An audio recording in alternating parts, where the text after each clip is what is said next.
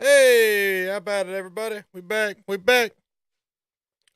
I'm having withdrawals. I've been sitting in the corner going, "Come on, D4." Ah! All right, so I've been streaming a lot. I'm trying to tell you all about this Donkey Kong shit. It's the most irrelevant thing in the whole world, but it's something interesting to go down if you want to go down there. But there's a guy in there. I've been picking on my buddy Eros, calling it. This is Eros. But he's just the fucking in that movie. What's it called? King of Kong. If you've seen it, he's the guy that's wearing a banana hammock, and the policeman was the playgirl. Well, I found his damn channel, and apparently there's a big conspiracy with Donkey Kong and Missile Command. This is like some boomer shit now. This is like some old school games that nobody cares about anymore. But I'm just curious, so let's kind of go down this rabbit hole and see what's going on. Man Conspiracy, Part 1 of 6. My name is Roy, Mr. Awesome Schilt from the King of Kong, A Fistful of Quarters. Here is the 2008 Guinness Book of World Records Gamers Edition, where Tony Temple's 1.9 missile command score on page 245, achieved on the invalid fast cursor 4-inch trackball, was listed as better than my 1.6 million point missile command score, achieved on the correct slow cursor 4-inch trackball back in 1985. Now, I was the one who told the Guinness editors to give Temple the top spot as a show of good sportsmanship. Back in 1985, I could have used a point leeching technique where you drop to one sitting near the middle base while below 100,000 points, and then you fan out the missiles from one side base every round to protect the center and ride the score up on low-quality play. Now, this would result in a point total less than 1 million points at the end of 100 rounds. Temple's score better than mine in the 2008 edition right here had absolutely nothing to do with the ridiculous player's choice for trackball speed on tournament missile command scores you see concocted on the Twin Galaxies website today. They continue this insanity to protect themselves from Robert Merzak's gross stupidity, who should have never accepted Temple's score in the first place. Merzak then lied to Guinness World Records Marco Fragati and said that Temple's score was achieved on the slow cursor trackball setting just to get it published. Now, I spoke to Walter Day at E4All in October 2008 and agreed to have my 1.6 million 1985 score reinstated as unknown trackball if and only if Walter had physical evidence of player's choice, and then I would simply replay the score in its entirety. Big, man. I figured I'd be a nice guy, give Walter a chance to redeem himself, and alleviate the legal problem with Guinness World Records. Instead, Walter Day, Temple, and the rest of his idiots try to fabricate a story where they claim I can't remember what trackball setting I played on in 1985, which is ridiculous. Walter Day had not any evidence of player's choice, and here he is jackassing himself again in Washington, June of 2009, when I caught up. I think he's too old to play that. Okay, I am officially verifying that Roy has the game set on tournament settings, so there'll be no extra cities, and he's playing on the on setting for the slow cursor. The slow cursor setting. Let's take a yeah. We're looking at this. Okay. Now it says here that settings have been amended March 10th, this guy 2008 right here is a big to indicate dip switch number 4 is entirely the player's choice. Do you have any physical evidence that should be player's choice? Didn't Atari say that the setting for the 4-inch should be the slow and the setting for the small trackball should be on, right? Atari issued 2 different manuals. One said on, one said off. And other than that, they never made a statement. They never said anything? Then where are you coming with player's choice from? You have no physical evidence whatsoever of player's choice? So here's something, if y'all don't know, here's a little human thing for you. If somebody is telling you something and they look down while they're telling you that, it's usually an indication that they're lying. Well, our player's choice is that there's a heritage, there's a legacy now of games having been played on, games having been played on off. And but you have no physical... Okay, all right. Games played on. The manual, the video game was issued with a manual that said 4 is on, and then it was issued with a 4 is off. Right. And both of those were distributed widely. So people played them on, people played them on off. They were both factory releases. They were both factory recommendations. Who knows what they may have intended, but what actually happened was that games got distributed on, games got distributed on off, and people played them that way. All the scores got merged together. But there was a manual for the small trackball that said on for the small trackball. That would be the slow for the small trackball, makes the game unplayable.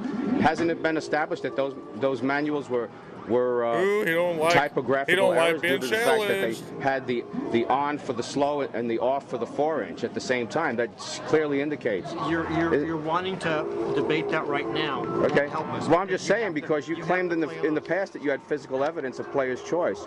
Wasn't there some? No. It's our determination that is player's choice, because all the scores are already merged together from the golden age, and we can't separate them because we don't know who did it on, we don't know who did it on off. So they're all merged together, and we're going to continue. Which is that. why That's why it's being this continued. Twin Galaxies. But you can play it on. Yeah, but isn't this the scribblings that you had on the player's manual back in 1985 that you were claiming as physical evidence that you had player's choice? We never issued any statements on this. Well, that's what you told. That's what Robert Merzek said in the forums, and that's what you told Guinness. You said that was physical evidence of player's choice. We never said anything to Guinness. Well, is the board ready These to OG guys, man. They set a damn record back in 1984, and they do any goddamn thing they can to keep it going. It's like, dude, I hate to tell you, nobody gives a shit about your record from 1984. Like, I'm really sorry, but just nobody cares. All right, let's cruise around.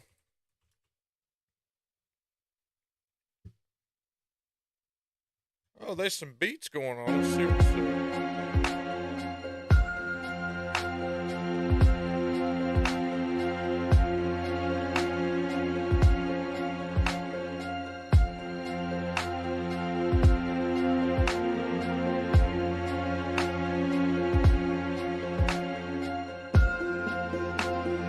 What dungeon is this?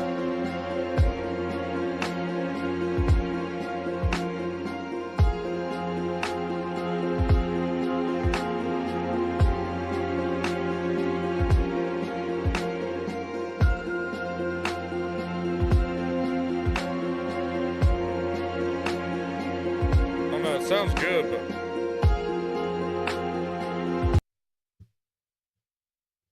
okay, so we watched the Barbarian trailer. We watched this clickbait crap.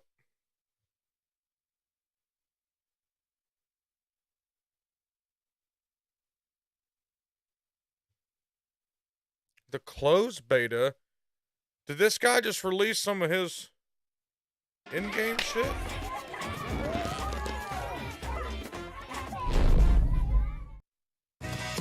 Never pass up a puddle. Childhood rules. On Friday, so I was actually planning on dedicating Friday stream to that, and then I realized it's Friday over in the United States, which basically is tomorrow, rest of the world, right? Like, it's basically Saturday, rest of the world. On the flip side, though, it does mean that even though it's Monday right now, and I think it's supposed to end, I think like 6 a.m. somewhere, I don't know what the time's. Anyway. No way. Look at this lion clickbait motherfucker right here. Let's play Diablo 4 closed beta. He knows good and goddamn well that ain't the closed beta. That's the fucking beta we just played. Look at this ass. Alright, let's see. There's my druid gal right there. Hey, baby.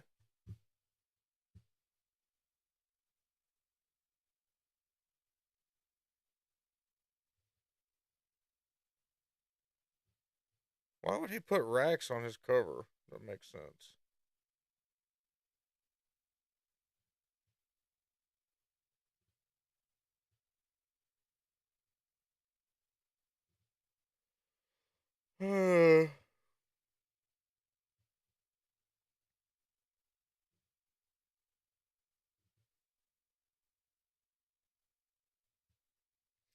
Notice everything's huge, everything's important, everything's game breaking, everything's this, everything's that. Let's see what this is. In this video, we're going to discuss the most important things to do on Diablo 4's launch day. Oh, Lord, sorry, guys. Now, we know that Season 1 will not start until at least 6 weeks after the game releases because of in-game achievements we saw during the open beta, which reward you for playing during the 6-week preseason. And we know that the statues of Lilith won't reset each season. Knowing those two pieces of information, if you want to be as prepared as possible for the first season, it is in your best interest to hunt down all altars of Lilith before the first season starts, so that you have as many extra stats as possible on your first seasonal character. As a reminder, altars of Lilith will give you +2 to a different stat, whether it's strength, intelligence, dexterity, or willpower, or you can also increase your maximum number of ovals, which is the gambling Hey, Meta, that would be badass, okay? But hey, so I don't know if y'all saw on Twitter, maybe I ought to pull that up next, but like Rod Ferguson talked about, he talked about there might be a secret thing that's like released. I think they're trolling us hard. I think there's going to be something big that's released tomorrow on the live stream. It's just speculation, but I think there's going to be something big. Derek, the fishing's been shitty, man. Excuse me. I probably need to go take a nap and then go stream this evening and try to go catch one on stream. But I think tomorrow they're going to issue something big. I think they're going to drop some kind of, I don't know. Currency. So get yourself as prepared for Season 1 as possible by getting all those altars once the game launches. You can already go online to see where each one is located in Fractured Peaks if you want to map out a route. And while you're looking at that interactive map, take a look at the aspects you can get from dungeons in Fractured Peaks. These are extremely important because legendaries aren't going to be dropping like they were in the beta. And these aspects are guaranteed from these dungeons, which means it will be your best bet to make a build around what is available. And remember, once you get these legendary aspects, they go into your Codex of Power and can be imprinted on rare items. Wait. Is this the one with the secret announcement, or are we not talking about that yet? I'd hate to give it away. No one's talked about this yet. Y'all see this? So I guess something big's fixing to be announced. I don't know what it could be. Maybe they got a class they ain't. Nah, it ain't gonna be no class. They would have had us test a class. I don't know what they're gonna do. I don't know. I've been trying to think about it for a damn. Been trying to think about it for a minute. But yeah, so there could be the secret announcement, or I think they just trolling us at this point. I mean, who knows?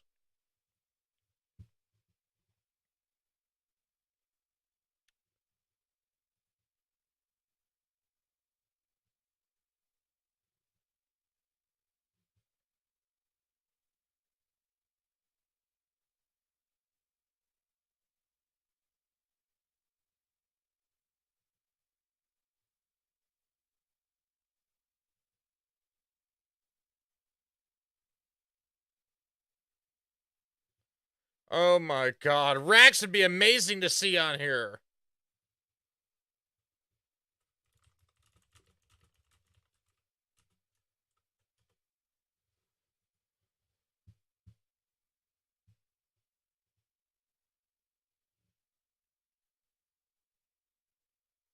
Llama would be terrible to have on. If it's not D2, all he does is bitch.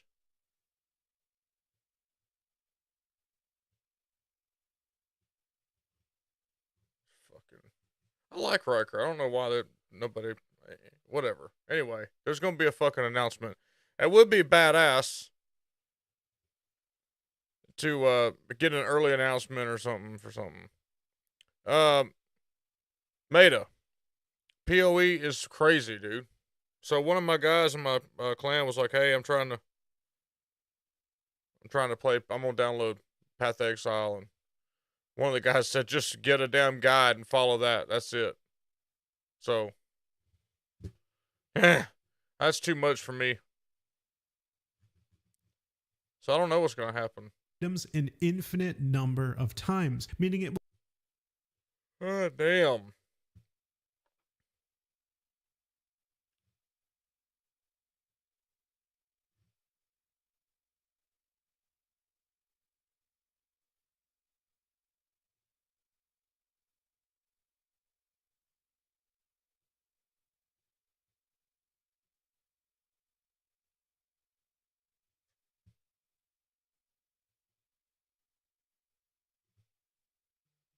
There's nothing to do.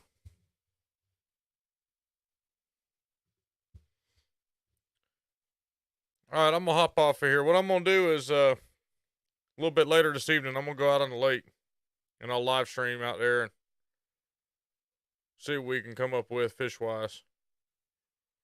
I'm just, it's just pathetic. I just sit here and stare.